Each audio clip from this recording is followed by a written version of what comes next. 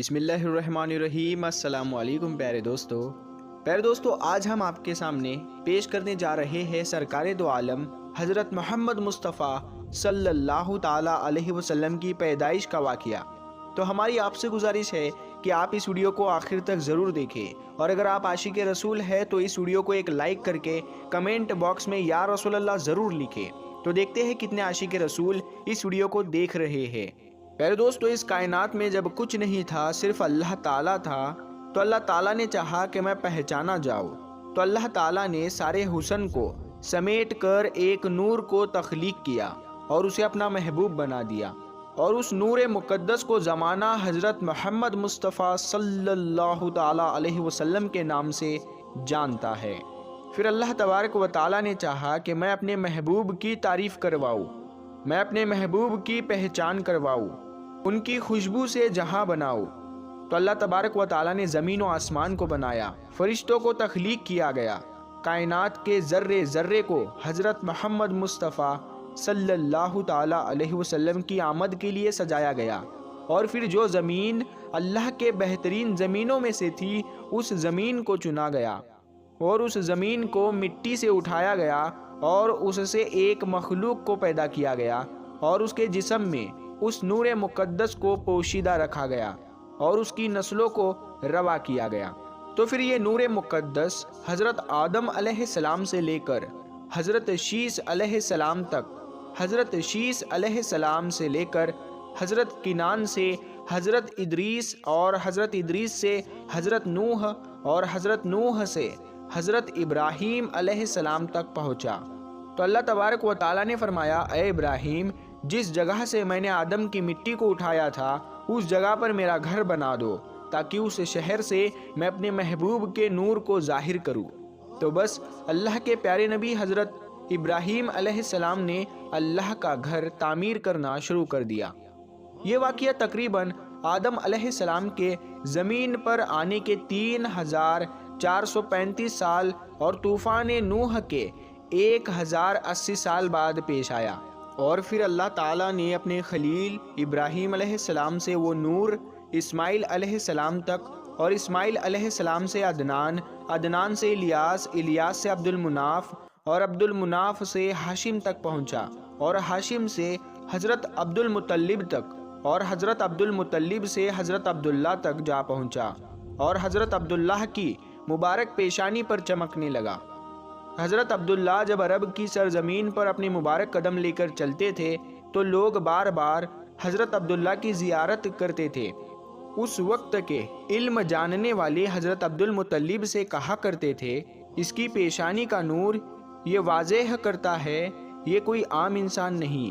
بس اسی وقت سے حضرت عبد المطلب نے شریف سے شریف عورت کا انتخاب کرنا شروع کر دیا، اور بی بی آمنہ سلام اللہ علیہا کو حضرت عبداللہ کے لیے چن لیا۔ اس وقت ابراہہ جو یمن کا بادشاہ تھا، تو اہل عرب مکہ میں کعبے کی زیارت کرنے کے لیے جایا کرتے تھے، اور بڑے ادب احترام سے عبادت کرتے تھے۔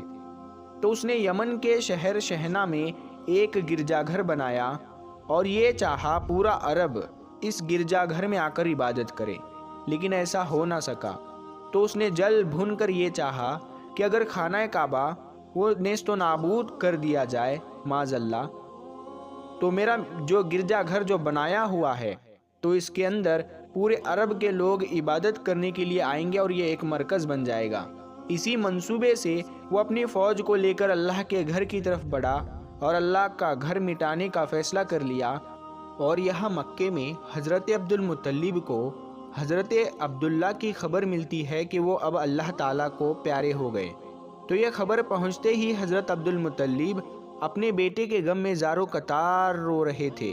تو اتنے میں کوئی شخص آ کر کہتا ہے کہ اے مکہ والو، غضب ہو گیا، یمن کا بادشاہ ہزاروں لاکھوں کا لشکر لے کر اللہ کے گھر کو مٹانے آ رہا ہے۔ بس یہ سنتے ہی مکے میں کوہرام مچ گیا۔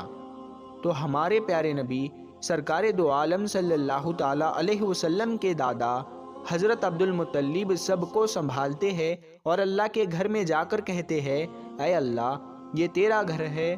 وہ ظالم بادشاہ جس نے اچانک مکے پر حملہ بول دیا ہے، یعنی وہ حملہ کرنے کا فیصلہ کر لیا ہے، تیرے گھر کو تباہ کرنا چاہتا ہے، اے اللہ تو اپنے گھر کی حفاظت فرما۔ تو اس کے بعد میں حضرت عبد المطلب اپنے ساتھیوں کے ساتھ ابراہہ کے لشکر کی طرف جاتے ہیں اور جا کر ابراہہ سے فرماتے ہیں، اے ظالم، تمہیں پتا ہے کہ تم نے اپنے ظلم کے ساتھ یہاں کے جو غریب ہے ان کے اونٹ بھی قبضہ کر کے بیٹھے ہو، ان لوگوں کے اونٹ واپس کر دو۔ ابراہہ حیران ہو گیا اور کہنے لگا، اے عبد المطلب، تم تو سید مکہ ہو، ان لوگوں کے کیا تمہیں فکر نہیں ہے کہ میں اللہ کے گھر کو تباہ کرنے جا رہا ہوں؟ اس ظالم بادشاہ کا اتنا کہنا تھا۔ حضرت عبد المطلب نے فرمایا، اے ظالم بادشاہ، کیا تو یہ نہیں جانتا اس گھر کا کوئی رب ہے اور وہ اپنے گھر کو کبھی تنہا نہیں چھوڑے گا؟ یہ حوصلہ اور ایمان دیکھ کر ابراہہ گھبرانے لگا۔ لوگوں نے کہا، ابراہہ چھوڑو انہیں، جو مقصد لے کر ہم یہاں آئے ہیں وہ پورا کریں گے۔ بس لوگوں کا اتنا کہنا تھا کہ ابراہہ اپنی فوج کو حکم دیتا ہے کہ جاؤ اللہ کے گھر کو مٹا دو۔ معاذ اللہ، سینکڑوں ہاتھی اور فوج اللہ کے گھر کی طرف جیسے ہی بڑھتے ہیں تو اللہ رب العزت ابابیل کو بھیجتا ہے اور انہیں یہ حکم دیتا ہے کہ جاؤ اپنی چونچ اور اپنے پنجوں میں پتھر کی کنکڑیاں لے کر جاؤ اور اس لشکر کو فنا کر دو۔ بس لاکھوں پرندے اللہ تعالیٰ کے حکم سے اپنے چونچ اور اپنے پیروں میں کنکڑیاں لیتے ہیں اور تمام لشکر کو نیست و نابود کر دیتے ہیں۔ جیسے ہی اہل مکہ یہ کعبے کا معجزہ دیکھتے ہیں تو پورا مکہ کعبے کے آگے جھک جاتا ہے اور حضرت عبد المطلب اللہ کے سامنے سجدہ شکر بجا لاتے ہیں، اور اس واقعے کو تاریخ میں واقعہ فیل کے نام سے جانا جاتا ہے۔ اس کے بعد پوری دنیا میں کعبے کے اس معجزے کے بارے میں باتیں ہونے لگی۔ اتنی ہی دیر میں اللہ نے اپنے محبوب کو ظاہر کر دیا۔ تاریخ نے لکھا ہے کہ جب آپ صلی اللہ تعالیٰ علیہ وسلم کا ظہور ہوتا ہے تو آسمان میں تارے اس طرح سے طلوع ہو گئے کہ انہیں دیکھ کر سارے نجومی سجدے میں جھک گئے۔ اس وقت مصر، افریقہ، روم اور کنان میں قہر آیا ہوا تھا۔ اللہ کے کرم سے وہاں رحمت برسنے لگی۔ وادی شام جو ہزاروں سال سے خشک تھی، وہاں سے پانی کے چشمے ظاہر ہو گئے۔ اس وقت جہاں جہاں آگ کی پوجا کی جا رہی تھی، آپ سرکار کی پیدائش تمام آگ ٹھنڈی ہو گئی۔ دنیا میں جتنے بھی پھولوں کے پودے تھے وہ اچانک سے مہکنے لگے۔ مصر کا سب سے بڑا بت زمین پر گر گیا کہ آگ کے سب سے بڑے لمبے بت سے خون آنے لگا۔ خانہ کعبہ میں جتنے بت تھے وہ سب زمین پر گرنے لگے۔